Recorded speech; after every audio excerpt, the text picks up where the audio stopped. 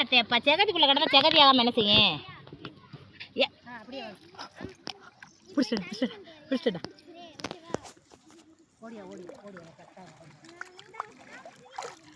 பார்த்தீங்களா? இந்த பையமா பிடிச்சிட்டேன் பிடிச்சிட்டல.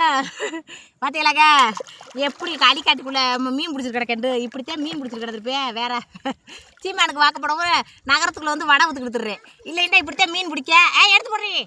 இப்படித்தான் மீன் பிடிக்க. அதுக்கப்புறம் நாற்று நட இந்த அதை குடிச்சிடா நாற்று நட இப்படி திரிஞ்சிருப்பேன். என்னையை கொண்டு போய் டவுனு காட்டுக்குள்ளே விட்டு வடை சுட்டு கொடுத்துட்றேன் மக்களே. அழியோட அழியா கிடக்கடா. ஏதாவது குத்தங்குறை இருந்தால் மன்னிச்சுக்கோங்க. சால் போட்டுக்கிட்டுலாம் மீன் பிடிக்க முடியாது, வரமுறை இல்லை. அதனால ஏதாவது குற்றங்குறை இருந்தால் மன்னிச்சுக்கோங்க மக்களே. உங்களுக்கெல்லாம் மீன் பிடிக்குமா?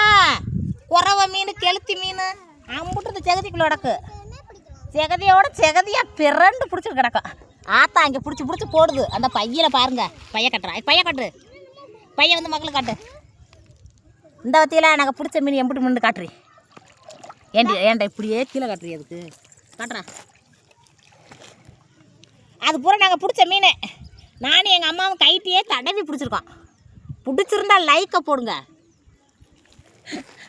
லைக்கை போடுங்க மக்களே, லைக்கை போடுங்க. நல்ல கம்மாதையா செகதியாக இருக்குன்னு நினச்சிடாதீங்க. செகதிதான் செகதிக்குள்ளே உருண்டு கிடக்கிறதுல நல்லா அடிக்குள்ள நல்லா பன்னிக்குட்டி மாதிரி உருண்டு கிடக்கும்.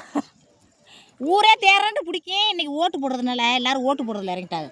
நாங்கள் ஓட்டை போட்டுட்டு நேராக வந்து இறங்கிட்டோம். இன்றைக்கி எங்கள் வீட்டில் கம்மக்கும் கம்மா மீன் குழம்பு. யாருக்கெல்லாம் பிடிக்கும் லைக்கு லைக் பண்ணுங்க. இந்த அதை ஓடிச்சுமா ஏமா இங்கிட்டு வாமா, இங்கிட்ட நல்லா திட்டுது. இது